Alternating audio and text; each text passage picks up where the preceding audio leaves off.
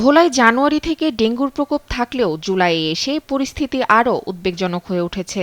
চলতি মাসেই আক্রান্ত হয়েছেন ৬৫ জন। স্বাস্থ্য বিভাগের তথ্য বলছে, আক্রান্তদের অনেকেই রাজধানী থেকে ভোলায় আসা রোগী। ফলে ২৫০ শয্যা ভোলা জেনারেল হাসপাতালে বেড়েছে রোগীর চাপ। রোগীদের সেবা দিতে হিমশিম খেতে হচ্ছে চিকিৎসক নার্সদের। দেশে চলে আসছি, ভালো হয় না দীক্ষা পরে এখানে আসার পরে ভোলাতে আমার নিজ বাড়ি ভোলাই।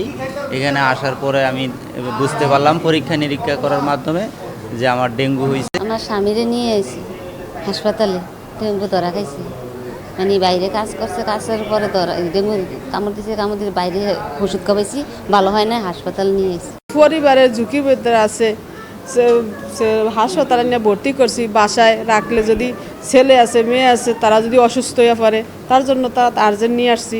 আমরা চিন্তিত কি আর ডেঙ্গুর কোনো অভিযান নাই, কোনো ওষুধ দেওয়া হয় না, কোনো খবর নেওয়া হয় না ডেঙ্গুর ব্যাপার নিয়ে। তার জন্য ডেঙ্গুর তো সরাসরি বেশি হইতেছে বলা জেলায়।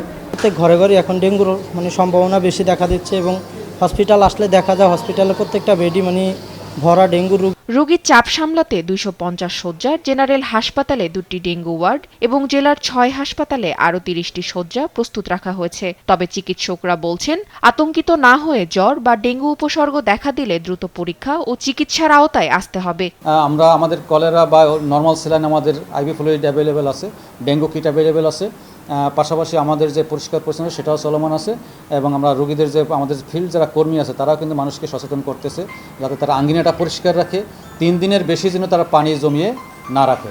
এদিকে প্রতিদিনই অনেকে জ্বরের উপসর্গ নিয়ে হাসপাতালে ছুটছেন। এমন পরিস্থিতিতে ডেঙ্গুর বিস্তার ঠেকাতে পৌর এলাকায় দ্রুত মশা নিধন অভিযান জোরদারের দাবি জানিয়েছেন এলাকাবাসী। তাসফিয়া ইসলাম, নিউজ ডেস্ক, দেশ টিভি।